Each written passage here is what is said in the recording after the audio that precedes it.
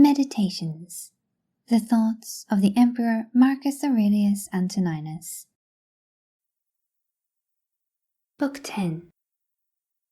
Wilt thou then, my soul, never be good and simple and one and naked, more manifest than the body which surrounds thee? Wilt thou never enjoy an affectionate and contented disposition? Wilt thou never be full and without a want of any kind, longing for nothing more, nor desiring anything, either animate or inanimate, for the enjoyment of pleasures, nor yet desiring time wherein thou shalt have longer enjoyment, or place, or pleasant climate, or society of men with whom thou mayst live in harmony? But wilt thou be satisfied with thy present condition, and pleased with all that is about thee? And wilt thou convince thyself that thou hast everything, and that it comes from the gods, that everything is well for thee, and will be well, whatever shall please them, and whatever they shall give for the conservation of the perfect living being, the good and just and beautiful, which generates and holds together all things, and contains and embraces all things which are dissolved, for the production of other like things? Wilt thou never be such that thou shalt so dwell in community with gods and men, as neither to find fault with them at all, nor to be condemned by them? Observe what thy nature requires, so far as thou art governed by nature only. Then do it and accept it, if thy nature, so far as thou art a living being, shall not be made worse by it. And next thou must observe what thy nature requires, so far as thou art a living being. And all this thou mayst allow thyself, if thy nature, so far as thou art a rational animal, shall not be made worse by it. But the rational animal is consequently also a political, social animal. Use these rules then, and trouble thyself about nothing else. Everything which happens either happens in such wise as thou art formed by nature to bear it, or as thou art not formed by nature to bear it. If then it happens to thee in such a way as thou art formed by nature to bear it, do not complain, but bear it as thou art formed by nature to bear it. But if it happens in such wise as thou art not formed by nature to bear it, do not complain, for it will perish after it has consumed thee. Remember, however, that thou art formed by nature to bear everything, with respect to which it depends on thy own opinion to make it endurable and tolerable, by thinking that it is either thy interest or thy duty to do this. If a man is mistaken, instruct him kindly and show him his error. But if thou art not able, blame thyself, or blame not even thyself. Whatever may happen to thee, it was prepared for thee from all eternity, and the implication of causes was from eternity, spinning the thread of thy being, and of that which is incident to it. Whether the universe is a concourse of atoms, or nature is a system, let this first be established, that I am a part of the whole which is governed by nature. Next, I am in a manner intimately related to the parts which are of the same kind with myself. For remembering this, inasmuch as I am a part, I shall be discontented with none of the things which are assigned to me out of the whole. For nothing is injurious to the part, if it is for the advantage of the whole. For the whole contains nothing which is not for its advantage, and all natures indeed have this common principle.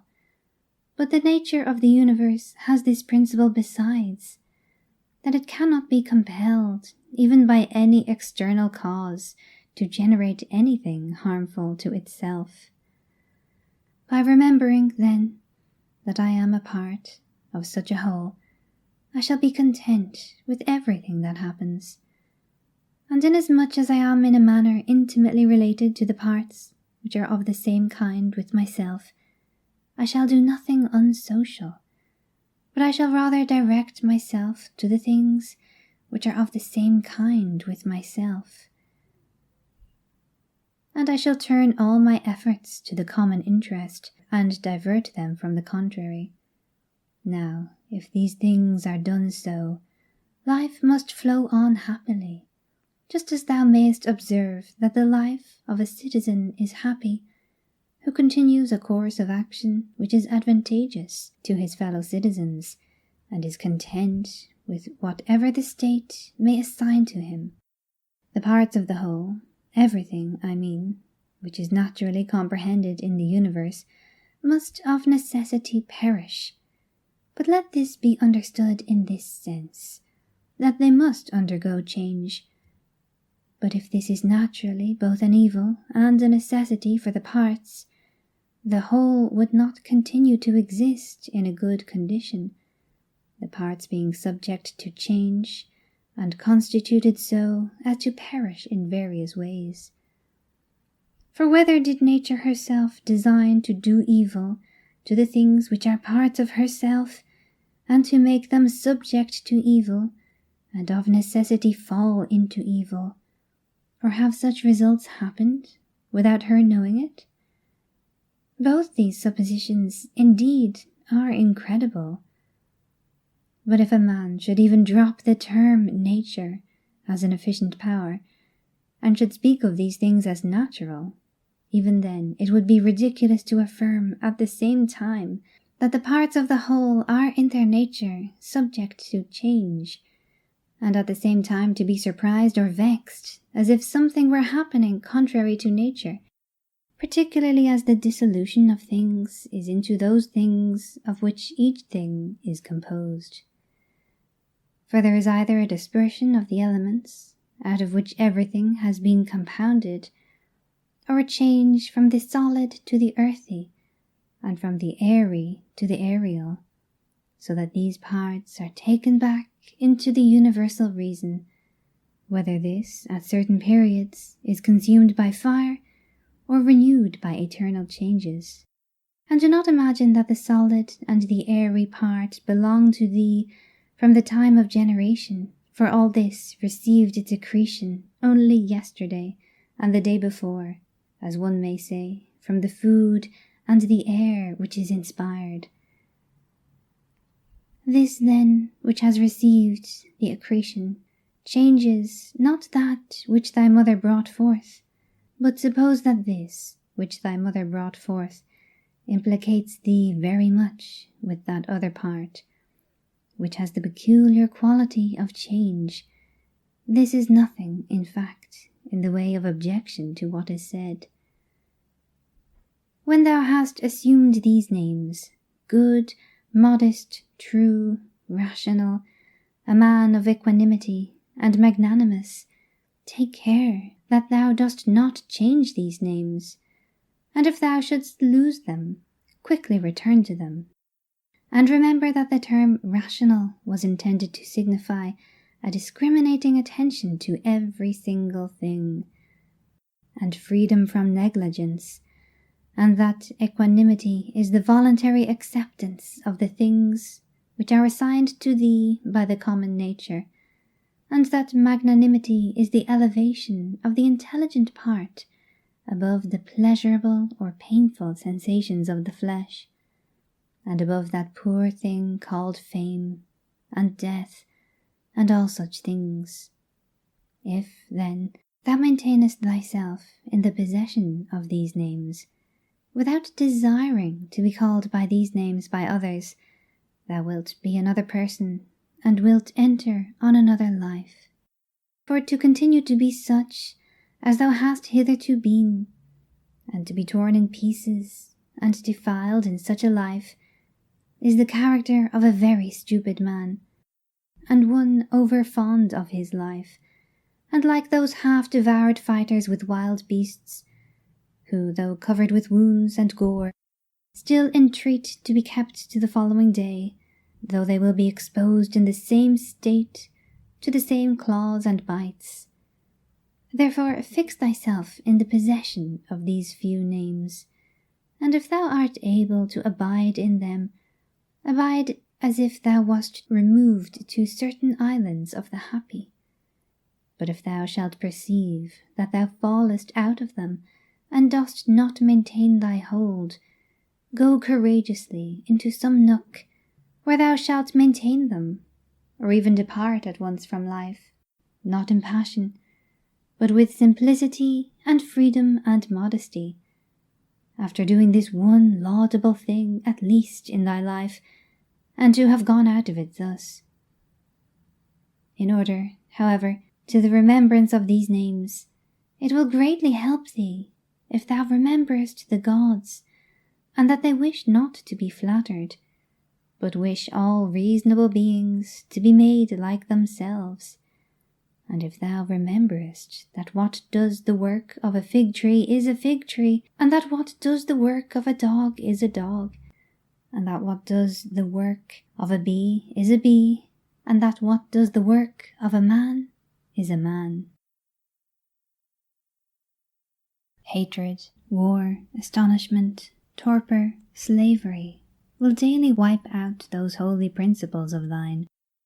How many things without studying nature dost thou imagine, and how many dost thou neglect? But it is thy duty so to look on, and so to do everything, that at the same time the power of dealing with circumstances is perfected, and the contemplative faculty is exercised, and the confidence which comes from the knowledge of each several thing is maintained without showing it, but yet not concealed. For when wilt thou enjoy simplicity, when gravity, and when the knowledge of every single thing, both what it is in substance, and what place it has in the universe, and how long it is formed to exist, and of what things it is compounded, and to whom it can belong, and who are able both to give it and take it away? A spider is proud when it has caught a fly, and another when he has caught a poor hare, and another when he has taken a little fish in a net, and another when he has taken wild boars, and another when he has taken bears, and another when he has taken sarmatians. Are not these robbers, if thou examinest their opinions? Acquire the contemplative way of seeing how all things change into one another, and constantly attend to it, and exercise thyself about this part of philosophy. For nothing is so much adapted to produce magnanimity. Such a man has put off the body, and as he sees that he must, no one knows how soon, go away from among men and leave everything here, he gives himself up entirely to just doing in all his actions, and in everything else that happens he resigns himself to the universal nature.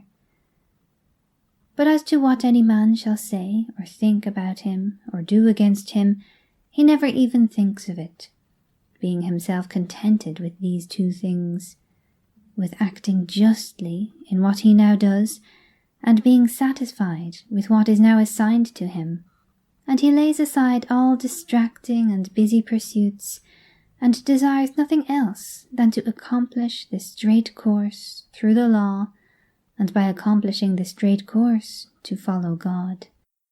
What need is there of suspicious fear, since it is in thy power to inquire what ought to be done? And if thou seest clear, go by this way content, without turning back. But if thou dost not see clear, stop, and take the best advisers. But if any other things oppose thee, go on according to thy powers, with due consideration, keeping to that which appears to be just. For it is best to reach this object, and if thou dost fail, let thy failure be in attempting this. He who follows reason in all things is both tranquil and active at the same time, and also cheerful and collected. Inquire of thyself as soon as thou wakest from sleep, whether it will make any difference to thee if another does what is just and right. It will make no difference. Thou hast not forgotten, I suppose, that those who assume arrogant airs in bestowing their praise or blame on others are such as they are at bed and at board, and thou hast not forgotten what they do, and what they avoid, and what they pursue, and how they steal, and how they rob, not with hands and feet, but with their most valuable part, by means of which there is produced, when a man chooses, fidelity, modesty, truth, law, a good demon, happiness. To her who gives and takes back all, to nature, the man who is instructed and modest says, give what thou wilt, take back what thou wilt. And he says this not proudly, but obediently, and well pleased with her. Short is the little which remains to thee of life. Live as on a mountain, for it makes no difference whether a man lives there or here, if he lives everywhere in the world as in a state. Let men see, let them know a real man who lives according to nature. If they cannot endure him, let them kill him, for that is better than to live thus, as men do. No longer talk at all about the kind of man that a good man ought to be, but be such. Constantly contemplate the whole of time and the whole of substance, and consider that all individual things, as to substance, are a grain of a fig, and as to time the turning of a gimlet. Look at everything that exists, and observe that it is already in dissolution and in change, and as it were putrefaction or dispersion, or that everything is so constituted by nature as to die. Consider what men are when they are eating, sleeping, generating, easing themselves, and so forth. Then what kind of men they are when they are imperious and arrogant, or angry and scolding from their elevated place. But a short time ago to how many they were slaves, and for what things, and after a little time consider in what a condition they will be. That is for the good of each thing, which the universal nature brings to each, and it is for its good at the time when nature brings it. The earth loves the shower, and the solemn ether loves, and the universe loves to make whatever is about to be. I say then to the universe that I love as thou lovest. And is not this too said that this or that loves to be produced? Either thou livest here and hast already accustomed thyself to it, or thou art going away and this was thy own will, or thou art dying and hast discharged thy duty. But besides these things there is nothing. Be of good cheer then. Let this always be plain to thee, that this piece of land is like any other, and that all things here are the same with things on the top of a mountain, or on the sea-shore, or wherever thou choosest to be. For thou wilt find just what Plato says, dwelling within the walls of a city, as in a shepherd's fold on a mountain. What is my ruling faculty now to me? And of what nature am I now making it? And for what purpose am I now using it? Is it void of understanding? Is it loosed and rent asunder from social life? Is it melted into and mixed with the poor flesh so as to move together with it? He who flies from his master is a runaway, but the law is master, and he who breaks the law is a runaway. And he also who is grieved or angry or afraid is dissatisfied because something has been or is or shall be of the things which are appointed by him who rules all things, and he is law and assigns to every man what is fit. He then who fears or is grieved or is angry is a runaway. A man deposits seed in a womb and goes away, and then another cause takes it and labours on it and makes a child. What a thing from such a material! Again the child passes food down through the throat, and then another cause takes it and makes perception and motion, and in fine life and strength and other things. How many and how strange!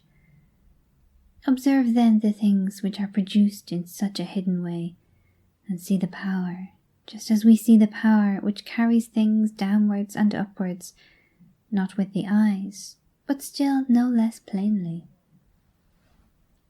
Constantly consider how all things, such as they are now, in time past also were, and consider that they will be the same again, and place before thy eyes entire dramas and stages of the same form, whatever thou hast learned from thy experience or from older history, for example, the whole court of Hadrianus, and the whole court of Antoninus, and the whole court of Philippus, Alexander, Croesus, for all those were such dramas as we see now, only with different actors.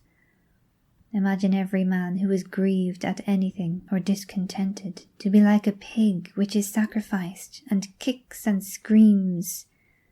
Like this pig also is he who, on his bed in silence, laments the bonds in which we are held. And consider that only to the rational animal is it given to follow voluntarily what happens, but simply to follow is a necessity imposed on all.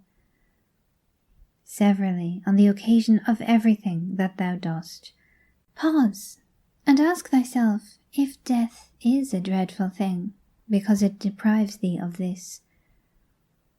When thou art offended at any man's fault, forthwith turn to thyself and reflect in what like manner thou dost err thyself, for example, in thinking that money is a good thing, or pleasure, or a bit of reputation, and the like.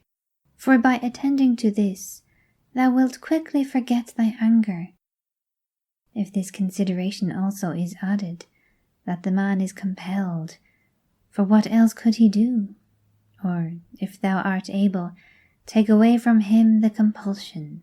When thou hast seen Satyron the Socratic, think of either Eutyches or Hymen, and when thou hast seen Euphrates, think of Eutychion or Sylvanus, and when thou hast seen Alciphron, think of Tropaeophorus, and when thou hast seen Xenophon, think of Crito or Severus, and when thou hast looked on thyself, think of any other Caesar, and in the case of everyone, do in like manner.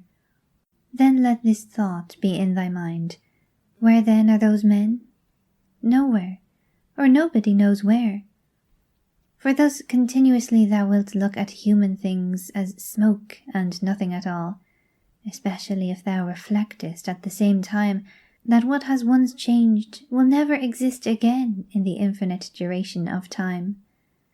But thou, in what a brief space of time is thy existence? And why art thou not content to pass through this short time in an orderly way?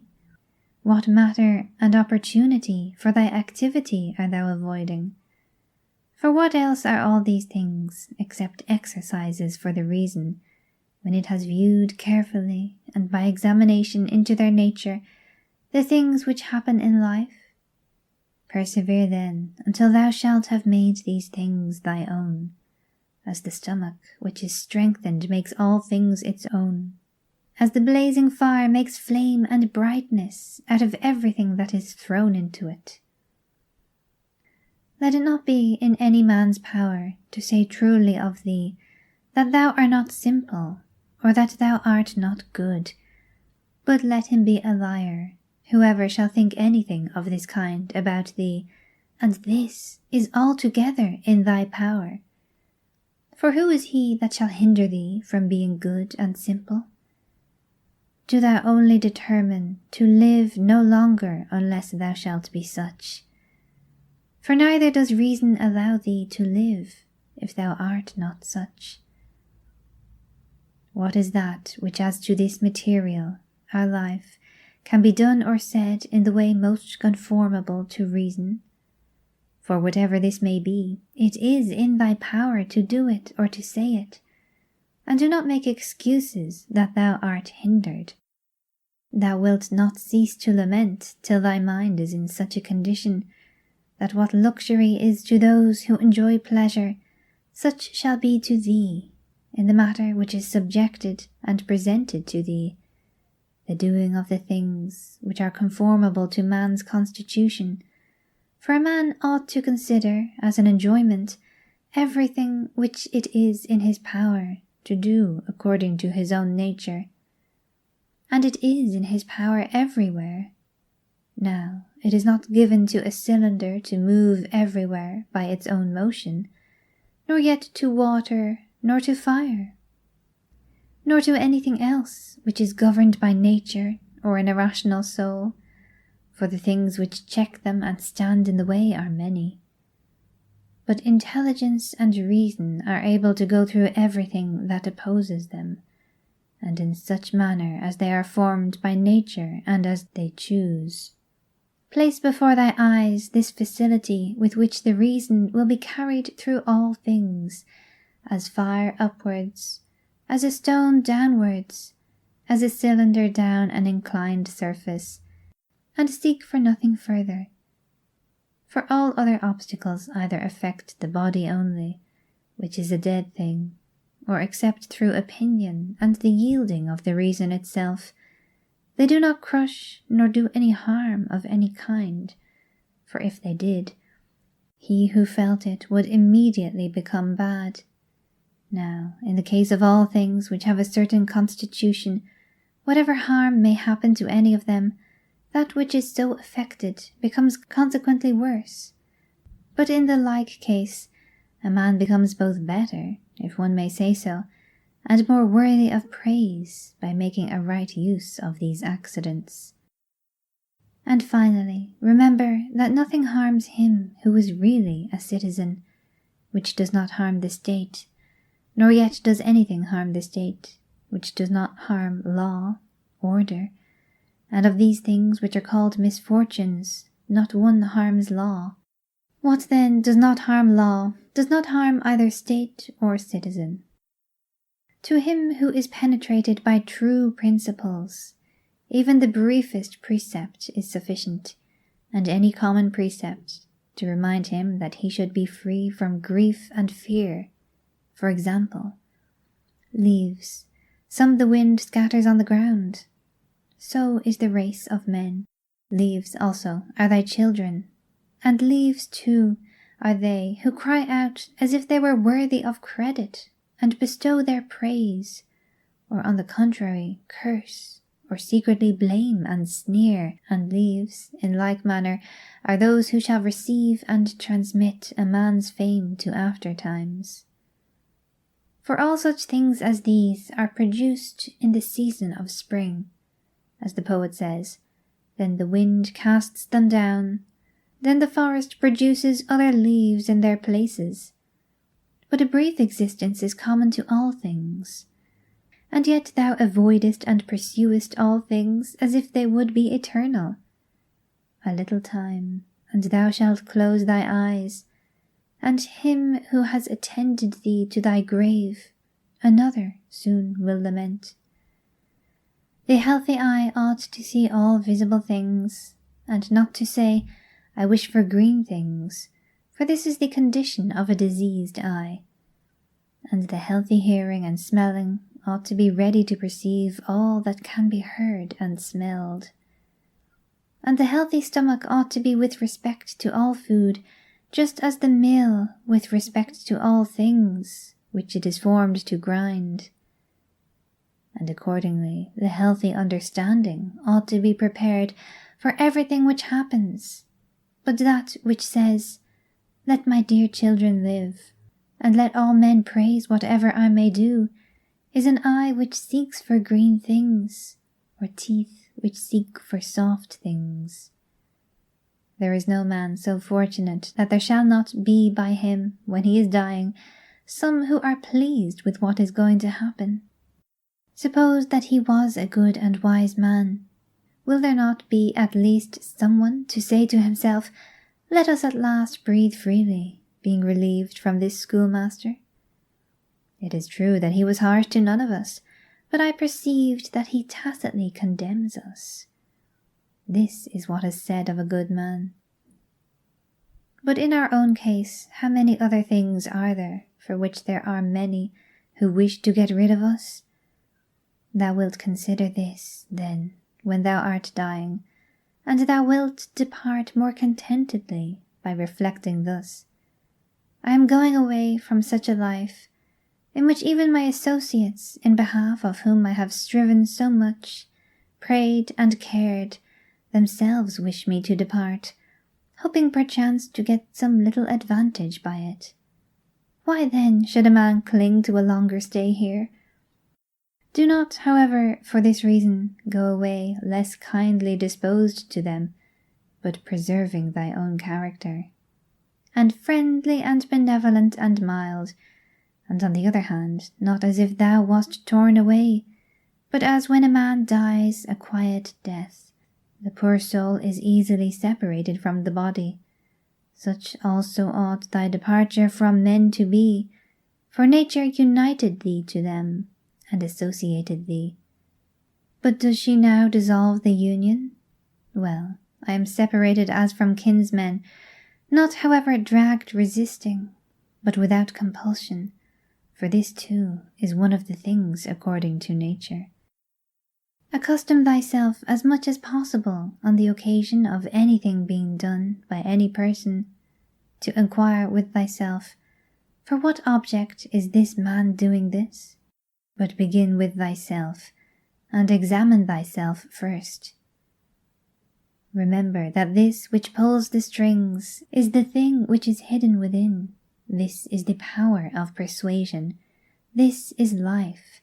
This, if one may so say, is man. In contemplating thyself, never include the vessel which surrounds thee, and these instruments which are attached about it. For they are like to an axe, differing only in this, that they grow to the body. For indeed there is no more use in these parts without the cause, which moves and checks them, than in the weaver's shuttle, and the writer's pen, and the driver's whip.